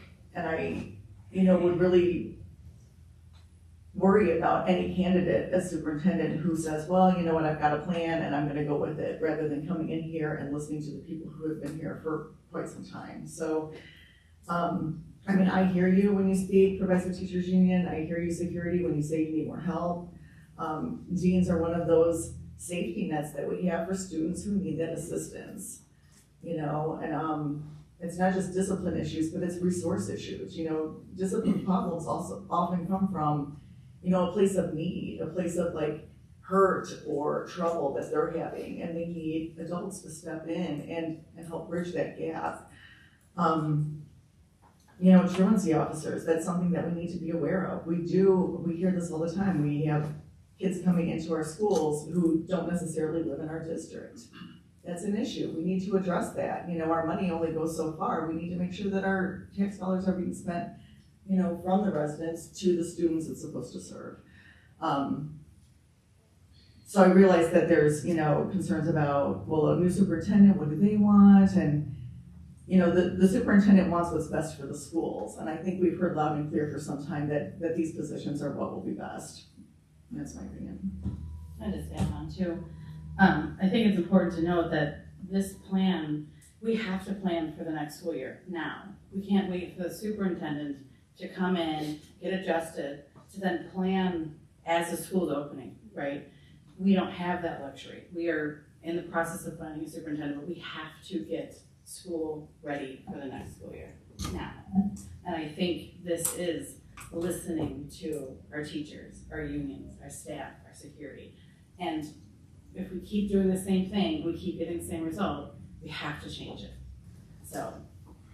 Well, I think we're doing the same thing. We initially, when we started, we as a board wanted this, wanted that, and we weren't listening. So I understand these plans, and I'm all for it. I want to support the teachers, but what I'm saying is, we can't hold our superintendent accountable if he doesn't go with this. He might go with half of it. So, one of the things that I always thought is the new teachers are very innovative. We got two gentlemen here that are superintendents, and they want to be innovative, and that's good. I always admire that, because I always respect those newly graduated teachers that come with this mindset of willing to take the world and just turn it around and be productive, versus the ones that have been here for a while, and not all of them, I'm saying, they know all the loopholes. But, I admire this concept. My job title right now is continuous improvement of my company, and that's what I do. And that's why I see it. This is awesome, honestly. But are we doing this in vain? I want to support the teachers, but are we doing this in vain? That's all I'm saying. I know we need this. Now, are we going to pre-package this and hand it over and say, okay, all 4 board members want to do this here, so I'm going to do it?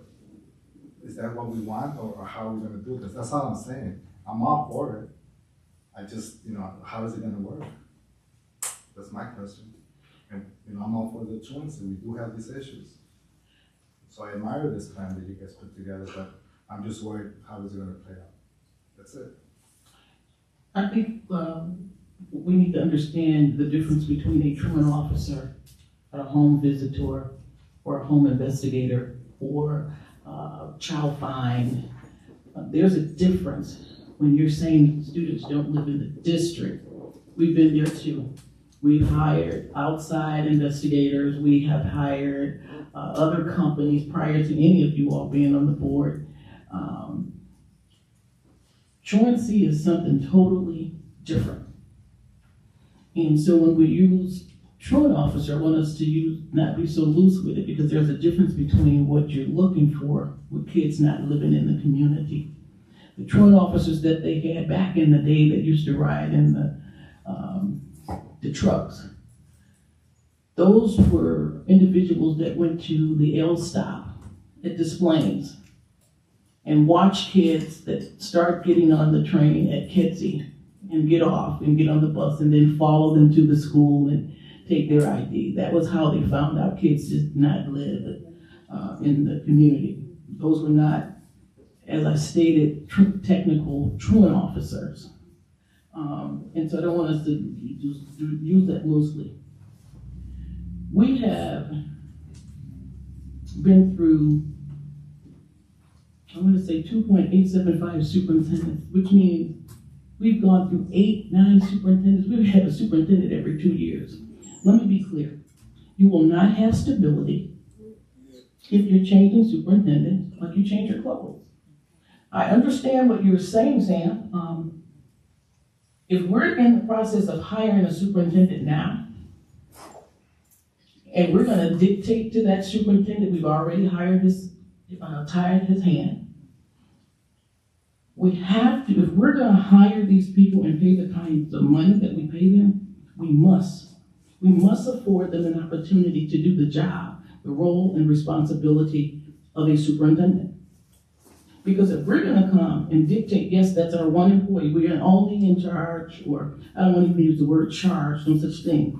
We are responsible, we supervise, or whatever for the superintendent. But to hire a superintendent, and I've been in and around education over 40 years, I understand. This year is a total wash. Nothing has happened in 2009, this school year. And yes, planning should have started. Not getting ready to start, it should have started. It hasn't. But if we're gonna hire a superintendent, and he or she comes in and her hands or his hands already tied, we already, probably 2 years that person is gone, and we're back to square one. You can never move forward if we keep changing. We have gone through 8, 9 superintendents in this district, changing every 2 years. So I'm saying whoever comes in, it's going to take them about 3 years to even try to understand what's going on. Because we have a board that dictates to the superintendent how to run the school. Superintendent has to be able to work with 7 people. He has to understand 7 people, and everybody wants something. When I say want something, have a concern or whatever they want to address to the superintendent. That's what I mean when I say want something.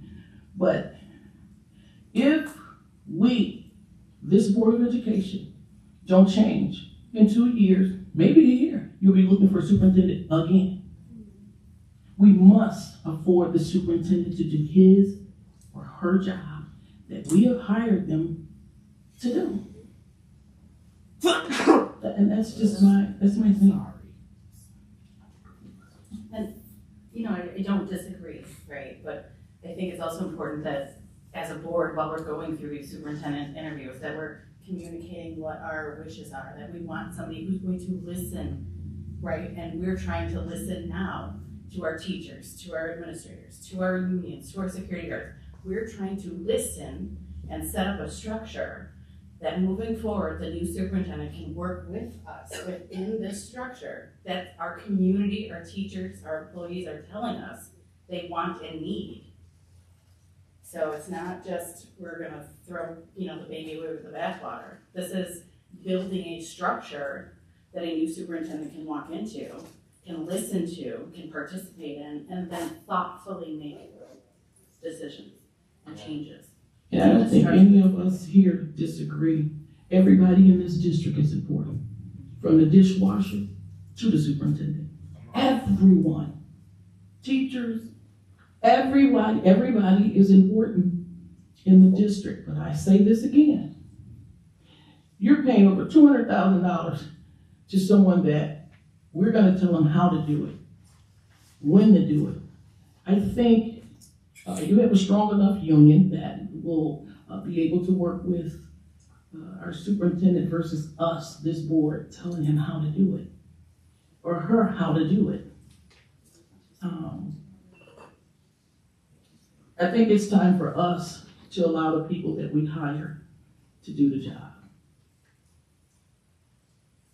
Period. That's it. That's all.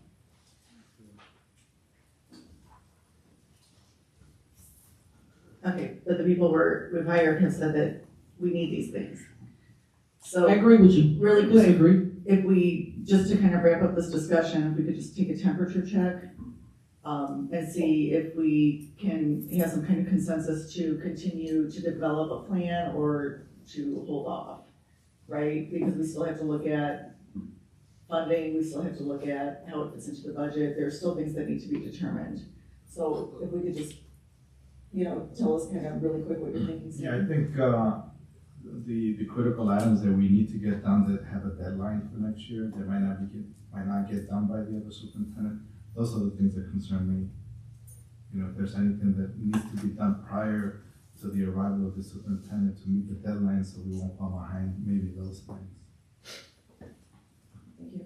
I would like to keep exploring this and discussing it, while obviously we expect things not to fall by the wayside that need to be done, that are critical and important. But I think exploring this is beneficial. I don't mind discussing it and exploring it further, as long as I understand who's all involved in crafting the plan, right? If we get all stakeholders involved, that would be important. I think we can continue to have dialogue around the situation. Deans have always been in school. Department chairs, when I was in school, that's what it was. However, I do not want this next superintendent's hands tied. I think they're smart enough to know what needs to be done. It's not like this can't change, or it can't happen at a later time, but I don't have a problem continuing to discuss dialogue about the issue. And if I could add to that, with a focus on the needs of the district, which, the needs of the teachers, the students, mostly the main focus, and everything else that goes with that. So when you give it, if you were to give a package, after what, I don't know, calling it that, when he is ready, he gave an example of setting the table, but he might not like the table, So maybe in that aspect, but not forcing him to, this is what the needs of the district are, we worked on it for you. This is what the teachers think will make them successful. This is what will make the students successful. This is what, the board's focus, mission, and vision is, and with that focus in mind. Not, because if you came to me next week or in 2 months and say, well, let's vote for this, I'm not going to vote for it. I wouldn't, but I really do appreciate the effort that you guys are going to put into this, so we won't, fall behind. That's the way I'm looking at it. When he does get it, or she. I'd like to see a more detailed plan to move forward. Board, thank you very much for engaging in this, and I think I'll just kind of close that out as Mr. Pavone opened this segment. We know that there are feelings with this too, given our current employees structure and everyone that is currently involved, and whether it's our teachers, whether it's our union, whether it's our current administrators, and the impact, because this is change, and being an individual who has, it was hard.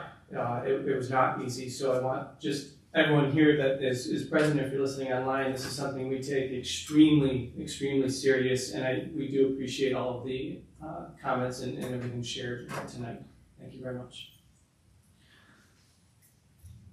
Ms. Fleming couldn't be here with us present tonight at the board meeting, so I do student services and compliance concerns. So I'll start with saying that you're aware we did have a corrective action plan issued to us in December of 2022. Since that time, actions are still ongoing at this time. Some of those from the corrective action plan were around instructional personnel. So we have since posted 4 current vacancies. So to secure certified special education teachers for those vacancies, they are posted. And another piece is providing the full IEP to all assigned teachers. We are making those efforts right now, and I know Mr. Swanson is working to that end as well, and working together with the special education department to ensure that that is done and provided to all of those teachers. The next piece is related services provided by Proviso Area of Exceptional Children Cooperative. So that's what that acronym PACE stands for. So PACE is a related service. We get related services provided by PACE, and specifically that's going to be in the areas of speech language pathology. So we are working with them. We have that position employed from PACE with Proviso East and the Math and Science Academy. The position at Proviso West has had some difficulties getting filled. So we are working still with them to ensure that we have that speech language pathologist at West. So as a result of not having that position, we need to offer compensatory services. And with that, just because those services weren't provided for Proviso West with that speech language pathologist, again, that's someone provided by PACE. Since they didn't have someone provided, we do need to offer those compensatory services.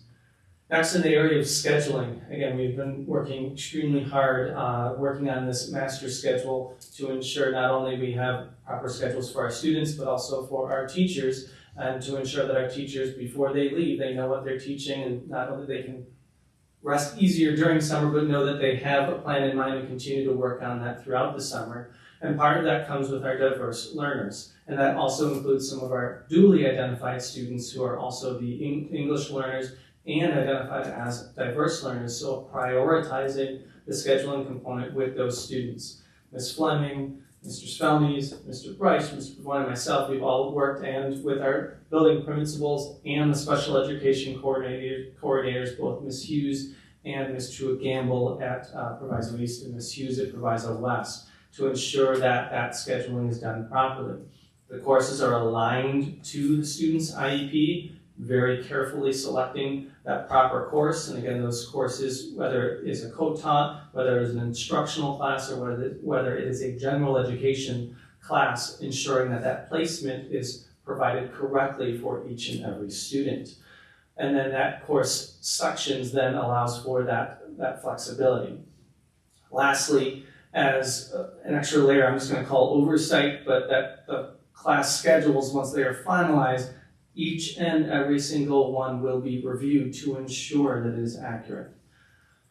The last piece is outside of the corrective action plan, and that's an area of discipline that isn't identified in the corrective action plan, but it is important to say so that everyone knows that with discipline for our diverse learners, for out-of-school suspensions, they cannot exceed total year from start of the school year to the end of the year. They cannot exceed 10 days out of school. So, giving again a broad example, there may have been, if there was a fight, and a student who is identified as a diverse learner gets a 10-day out of school suspension, then they cannot receive any other out of school days.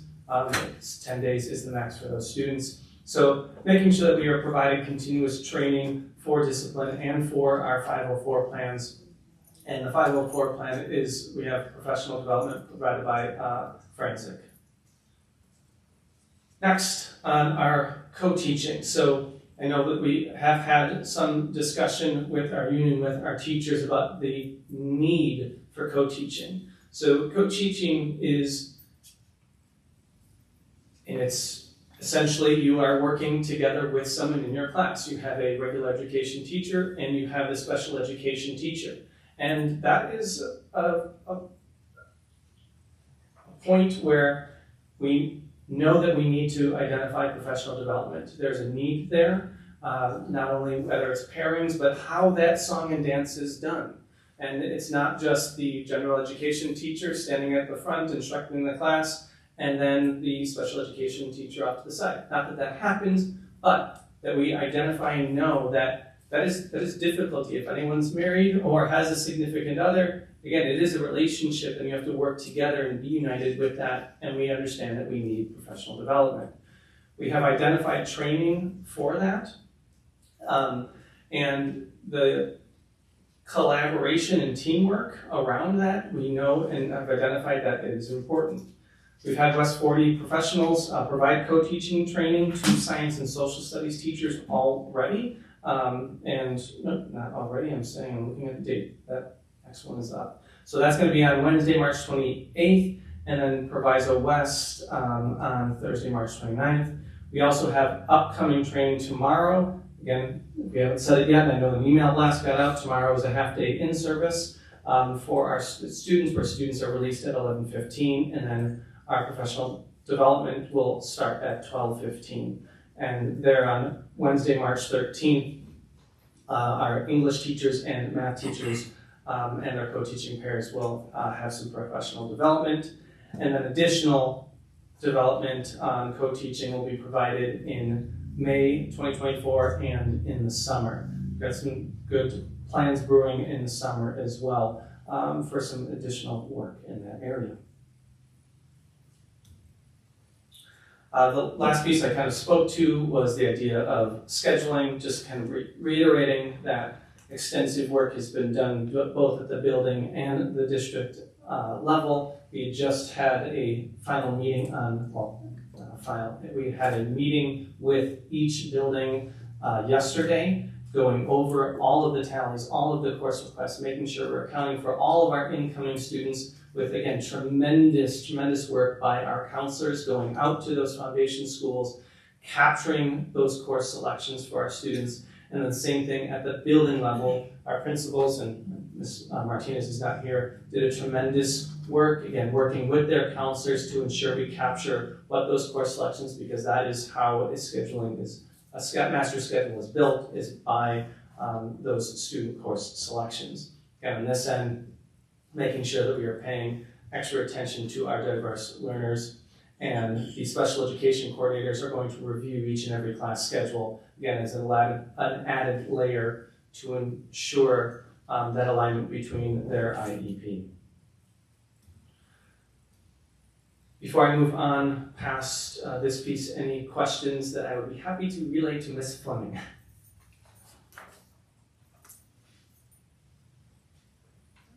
All right, great. And next up, we have Dr. Brandon here to give us an update on dual credit, dual enrollment, our tech campus, and dual degree. And thank you, Dr. Brandon. Good evening, Board President Grant, Vice President Ocampo, Secretary Barberhand, esteemed board members, Superintendents Pavoni and Ashoff, community members, and everybody that's here in the audience this evening. I want to do a quick update regarding dual credit, dual enrollment, our dual enrollment tech campus, and our dual degree program. So just quickly, dual credit is something that takes place on our campus. Just to make sure everybody's clear on that one, certified teacher is able to teach that class. Dual enrollment and dual enrollment tech campus, our students are taken over to Triton to take a class or a set of courses. And then last but not least, we have our dual degree program, which is new to us for this upcoming fall. Those students completely submerge themselves into Triton as students on track for an associate's in the arts or in the sciences. So what you have on your first slide here is the number of students eligible for dual credit. This past year was 448. Currently enrolled, we have 282. As you can see, the majority of our classes that are offered at PMSA, something that we're trying to change as quickly as possible.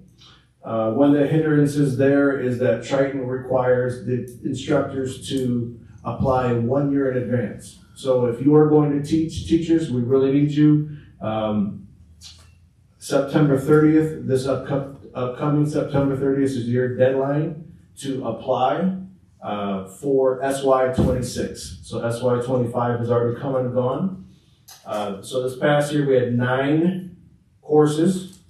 And with that said, the newest being West, the ENT Mastery of Metals, that is currently being running for our second year machine students. Next year that course will drop down to first year.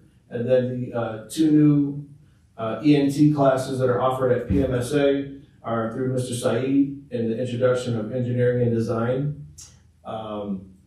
With that said, we did recognize 10 of our students at the last board meeting that participated either in dual enrollment or the dual enrollment tech campus. Again, we had a success rate GPA of combined GPA of 3.0 and 57 credits obtained. The dual degree program did not exist for us this year. It did take about 7 months to get planned, and we were officially approved by Triton, I think on December 15th, if I'm not mistaken.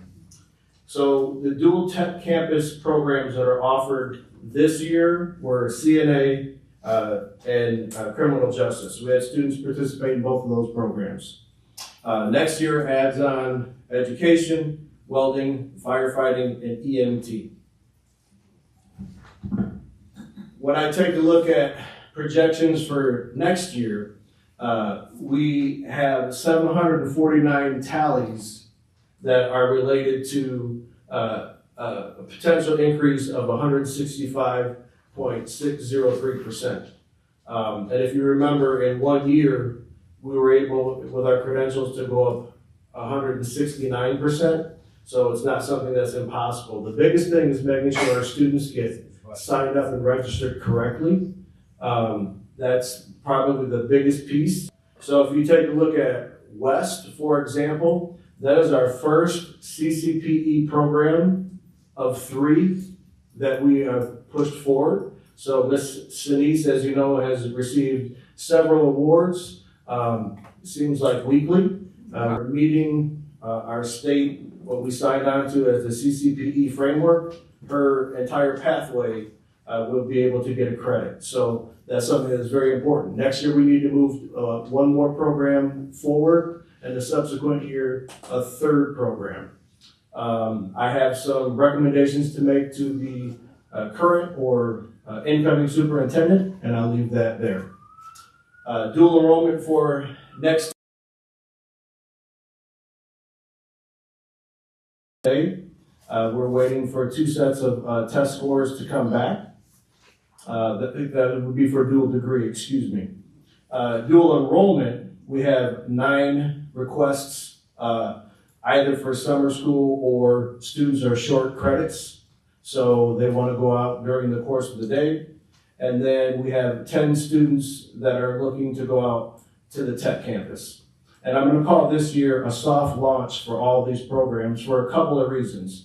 A was the late deadline and how long it actually took to get DVR, Triton, and Proviso to work together on processes and protocols and procedures for applications.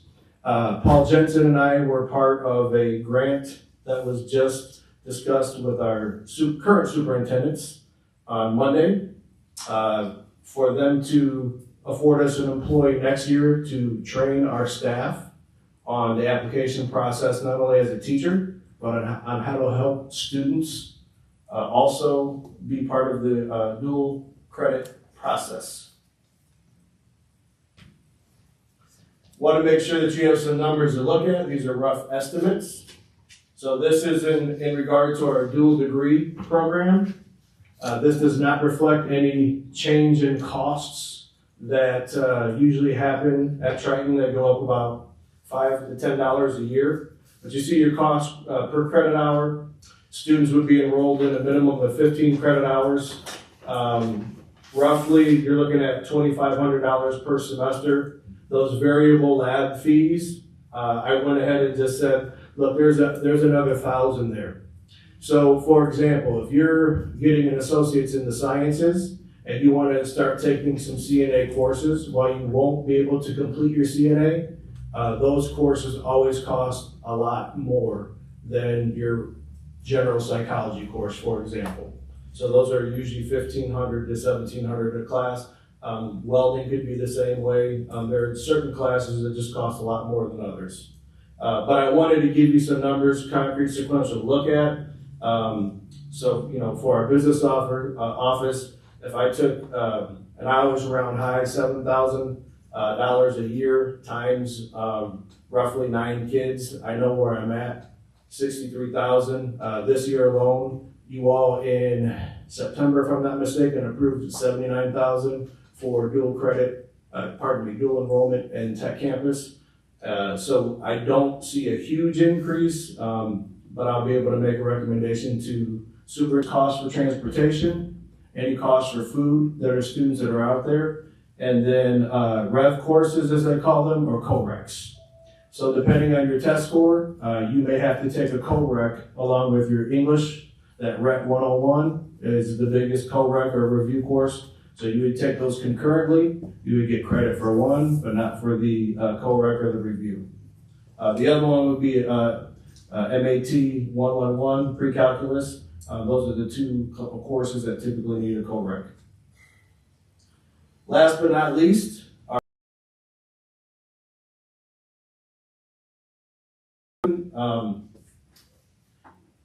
again, you're right around $1,000 a student per semester, but you do have your variable lab fees and books. So I guesstimated high on purpose for a budget. Typically in April, in a past life, if I knew that those funds all weren't going to be used, you would come to the board and give those back to the general fund early. So we always ask for more than what we need because we can give those back. Are there any questions?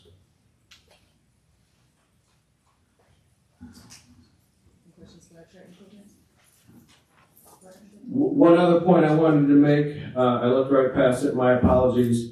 For summer school, I did communicate to our current superintendents. We want to make sure our students have an opportunity for AMP, for Black History, Civics, Consumer Ed, the Constitution test, and then those that are in dual degree, they would have to come back for the Illinois Science exam, if it still exists, the SAT or ACT, and then mandatory for those students. It's going to be July 8th through August 1st. Time will be 10 a.m. through 12:50 p.m. So we have to make sure that we provide transportation for those 9 students that will be attending. That's all I have. Thank you. Thank you, Dr. Brandon. We have just one more piece, almost there. One more piece with the superintendent's report, and that's just to bring the board and the community aware of where we currently are with the master schedule build, and then and a couple people have talked about this idea of tallies. This word tallies essentially just means course requests on what courses, because that is how we design our master schedule based on the student interests. And with that, again, we've worked extensively with the buildings and at the district level as well. And we know that we will be posting positions very soon and prior to the next board meeting. I'm just asking Mr. Bryce here just to give just a very brief update on kind of where that is so we can see where that staffing need is. Hi, board and community members. Yeah, we just wanted to provide a little bit of an update on the process. All the students have been scheduled. Again, kudos to the school level counselors and the administrators working with Mr. Smelnys to make sure that we account for all student course requests during the year. Certainly, we want to make sure that we meet the needs of our students, but also are fiscally responsible in looking at our staffing for next year.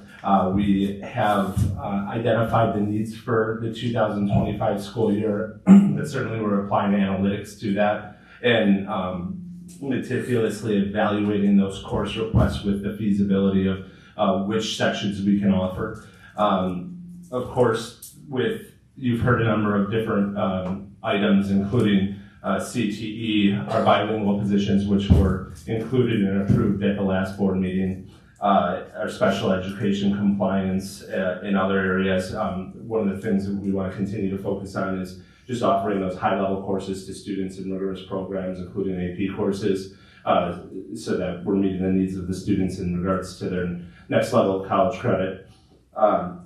So we are actively right now processing that and making sure that we have sound numbers in regards to being able to post those positions and move forward while having a very equitable and complete schedule to be able to put out to both students and teachers in the fall and prior to that, actually.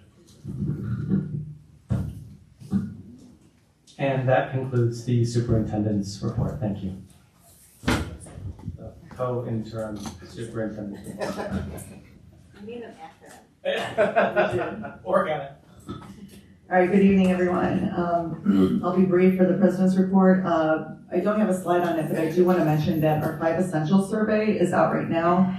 I know that our schools have done a lot of really good work in terms of getting that information out, flyers, newsletters, robocalls, texts. It's really important for parents, students, and teachers to fill out that 5 Essentials report so that we know how we're doing. We also have links on our website as well, so please take the time to do that. Those surveys are available through March 29th. So if we still have some more time, please make sure you fill out the 5 Essentials survey. And then I just have a few community resources I wanted to share. So there are lots of scholarships out right now. I just want to draw our attention to a couple more in case you haven't heard of these. There's the National Coalition of 100 Black Women. The Chicago chapter does offer a scholarship, and that deadline is coming up on March 31st. You do have to be a Black female, a graduating high school senior, attend a school in the Chicago metro area, and have a GPA of 2.5 or above. So that is something that is available if anyone's looking for more resources. And then also we have the Kitchen Family Scholarship, and this is interesting. It's just for Proviso East students. So I want to make sure that that's on our radar, that this is a family who feels very strongly about their ties with Proviso East, and they want to provide for those students. So if you are looking for resources and you're about to graduate in Proviso East, please take a look. That deadline is April 30th of this year. Our next resources I have are some more community resources. Our foundation district, Forest Park, D91, they are doing an education summit, and this is all about resources, workshops, and things to get really resources out to families, whatever you may need. If you're struggling in any kind of way, if you're looking for ways to do better, this is a free event and it is open to everyone. It's not just Forest Park families, it's open to anyone who might want to attend. And then also I wanted to draw everyone's attention to a really cool partnership between the Real Foods Collective and the Village of Broadview. Oh, you know what? This is the wrong. No, sorry. This is the. I'm sorry. That's okay. I'll talk about it while you get it up. Okay. So the Real Foods Collective is offering 2 boxes of fresh produce free each month. You do have to be a SNAP recipient or covered by Medicaid or Medicare, or uninsured. And so they will help you apply. They have people who speak fluent English and Spanish, so you can apply with them over the phone. You can apply when you go to pick your box up, which is fantastic. So when you see the information, the one more up. This one? Yes, that's it. Thank you. Sorry about that. That's okay. That's okay. Thanks. That's my fault. I gave them one presentation and then I found more resources that I wanted to share. But I think that's a really cool thing. It's not limited to just Broadview residents. So if this is something that interests you, please check it out because fresh produce is expensive and it is nutritional and we need it. So if you need it, please take advantage of this. And next we have prom season coming up, which is very exciting. There are 2 really cool resources I found for free dresses and accessories. So we've got one at the Maywood Public Library, that's April 6th from 2 to 4. The Westchester Public Library is accepting donations and they are contributing to this. So we have that going on, and then the Humble Hearts organization, they are also giving out prom, graduation, and fancy dresses for the occasions that come up for our seniors or 8th graders who are graduating. So if you need extra help in terms of fancy clothes, these are 2 places that are there to help. And these are really good resources because this stuff is expensive real quick. And then finally, I know as summer comes up, our thoughts turn to summer jobs for students who would like them. There's a big program called One Summer Chicago that offers a lot of jobs and that offers a lot of jobs in a lot of different areas. These are paid positions, and it does include free transportation if you were involved with any of the organizations participating in the One Summer Chicago program. And then also, disclosure, I work for the Forest Preserves, but we offer a really good program as well for, it's called Youth Outdoor Ambassadors. This is also a paid program where you learn about all kinds of things about nature conservancy, wildlife, environmental science, programming, interpretation.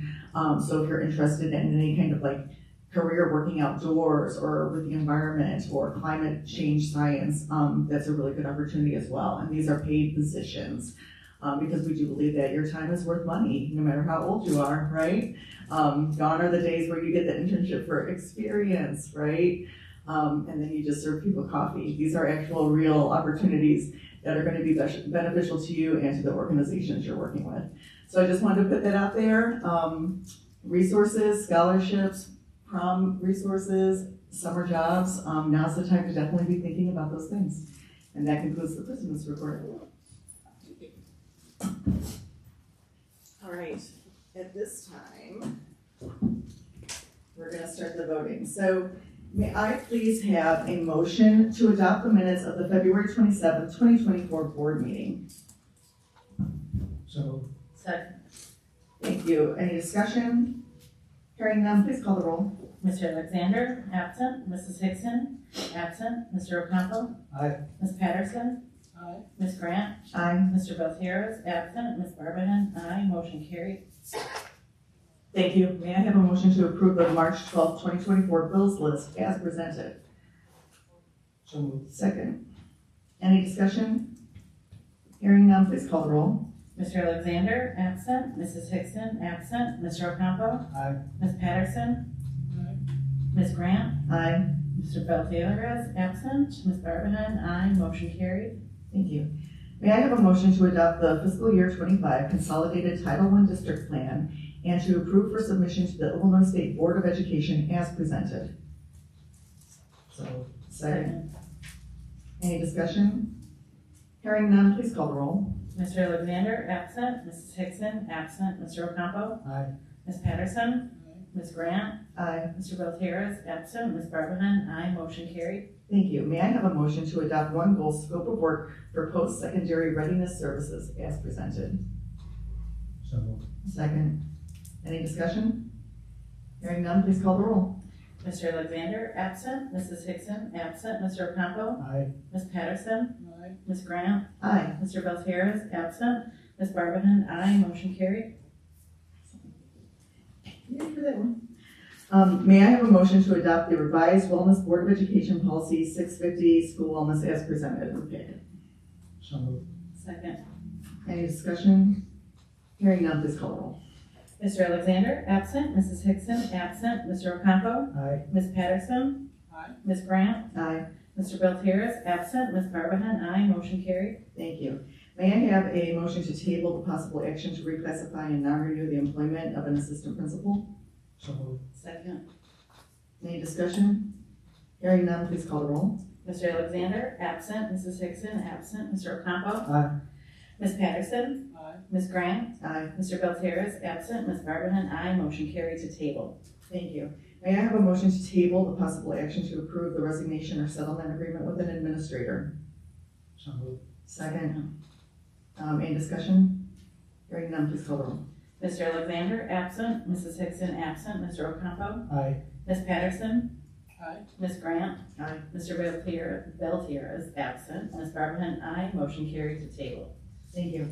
May I have a motion to approve the summer school program and staffing recommendations for 2024 as presented? Discussion. We gotta make the motion first. What? So moved. That's me. Second. Okay, now discussion, Ms. Patterson. I just want the record to reflect that without having no transportation for summer school, we can expect the numbers to be low. Okay, any Just other- one, if I may. Sure. With that too, just with last year and years before that, well, I'll say last year, that we did not have transportation, only the transportation was from the East Campus to the Math and Science Academy, and then same thing for West Campus to the Math and Science Academy, and then just back home. And I believe the number, and I'm looking, I believe it was was over 1,000 credits recovered last year.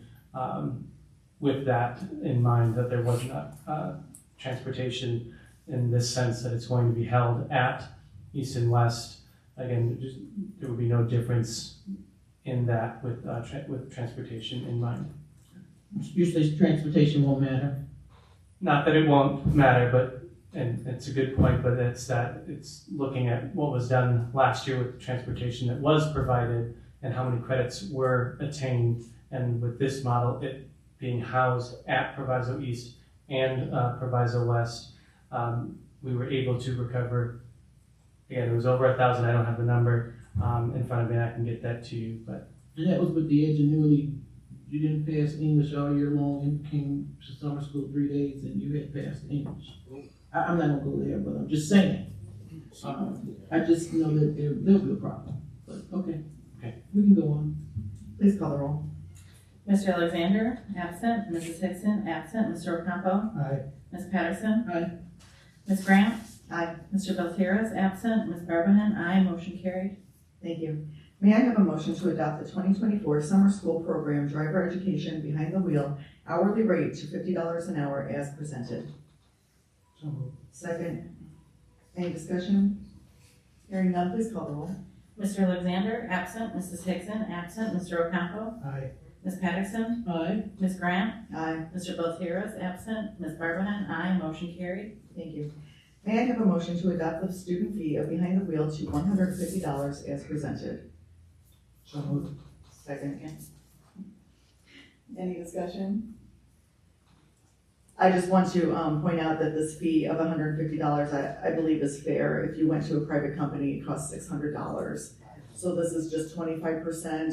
This helps cover the costs that we have here as well as the maintenance and gas for our vehicles. So I do think this is a fair fee. And if I may add, for some students, it may be waived altogether. Right. Right. Thank you. Any other discussion? Hearing none, please call the roll. Mr. Alexander, absent. Mrs. Hickson, absent. Mr. Ocampo? Aye. Ms. Patterson? Nay. Ms. Grant? Aye. Mr. Belterra, absent. Ms. Barbahan? Aye. Motion carried. Thank you. May I have a motion to approve the request for Board Member Patterson to attend the National School Board Conference on April 6th through the 8th, 2024 as presented? So moved. Second. Any discussion? Discussion. I have questions about, or concerns about, like the itinerary, the plan, the total cost. Is that presented at all? It was presented, yeah. It was in our packet.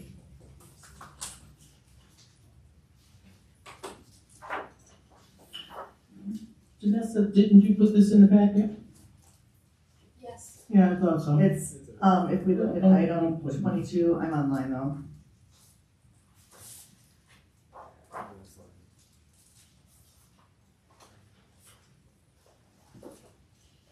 It's the policy.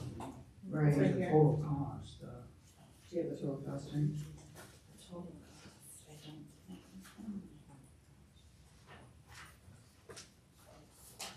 And did we get the early bird fee or?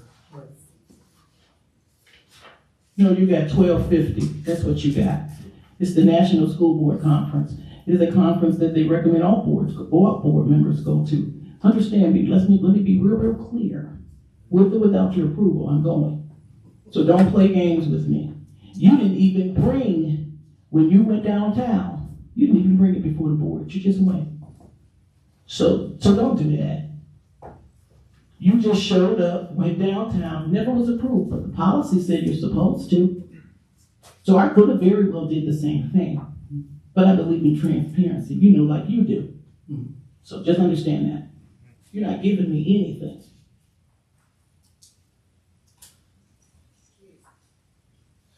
You can vote it up or you can vote it down. I'll be there. Excellent, but when you But go we back. paid for you to go downtown and you never came before this board. Never. Triple I conference. You didn't come before the board. It should have. Plan on presenting. It should have. On what? I don't know what I plan on doing. I'm not sure if I'll be alive in the morning. So I can't tell you what I'm gonna do. Don't play with me.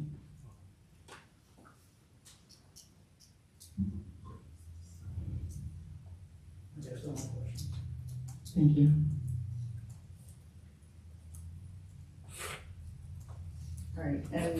discussion? Hearing none, please call the roll. Mr. Alexander, absent. Mrs. Hickson, absent. Mr. Ocampo? Nay. Ms. Patterson? Aye. Ms. Grant? Nay. Mr. Bills Harris, absent. Ms. Barbahan? Aye. Motion failed. No, it was 2 ayes, Oh. and 2 nays. So motion carries. Fails. There's no majority. To the public. November, third week in November, Mr. Ocampo, Ms. Hickson, Ms. Barbahan went to the Triple I Conference. Now clearly our policies say you must bring it before the board. I could have done what they did and just went out to the conference. Conference already been paid for. I'll be there. I'm not going to play your games. I don't owe you nothing. You don't owe me anything.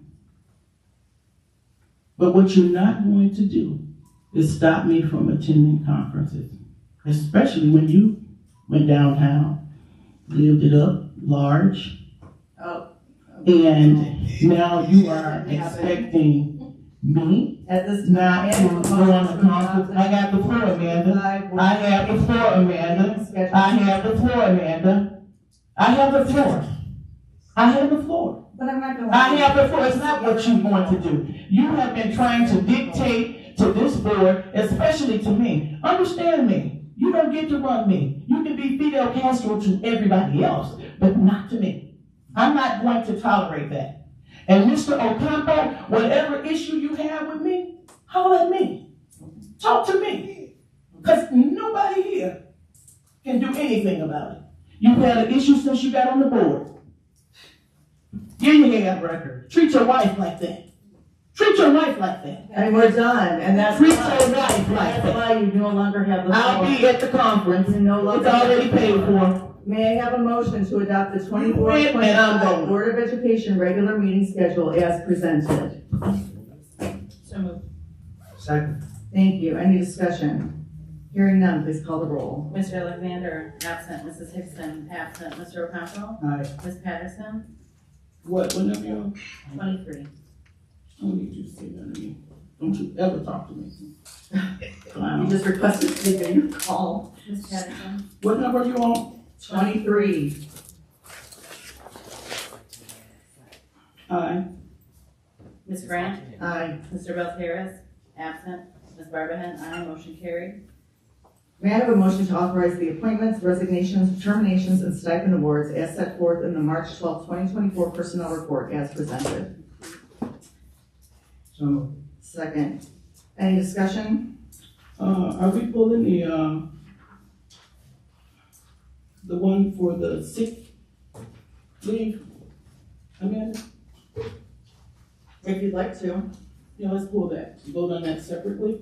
All right, so let me revise that. May I have a motion to adopt the may I have a motion to authorize the appointments, resignations, terminations, and stipend awards as set forth in the March 12, 2024 personnel report minus item 5A1. Everything else as presented. So. Second. Any discussion? Hearing none, please call the roll. Mr. Alexander, absent. Mrs. Hickson, absent. Mr. Ocampo, Aye. Ms. Patterson, We pull V? We pull. Yes, we pulled it. Yeah, I'm good with everything except VA. So that's an So- A. Aye. aye. Ms. Grant, Aye. Mr. Bills Harris, absent. Ms. Barbahan, aye. Motion carried. Thank you. May I please have a motion to authorize number 5A1 from the personnel report? So moved. Second. So you got it? Yep. All right, discussion. Discussion. I think we would be opening a Pandora's box if we allow this to happen. This teacher can't tell us if she's on this leave to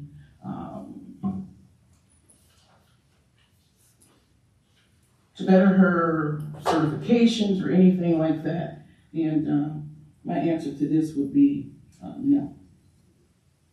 Any other discussion? Hearing none, please call the roll.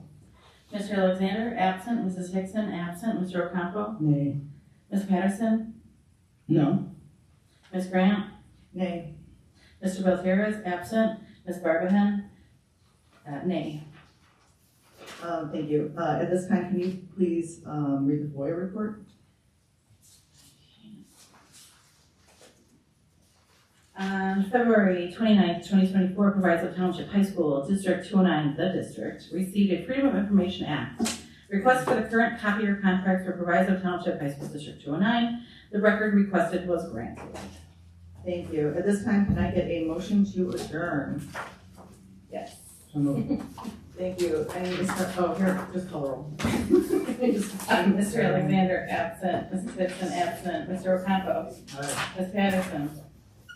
Ms. Grant? Aye. Mr. Belterra, absent. Ms. Barbahan, aye. Motion carried. Thank you. Have a good night, everyone. Thank you. Do we need to sign this? I think just you then.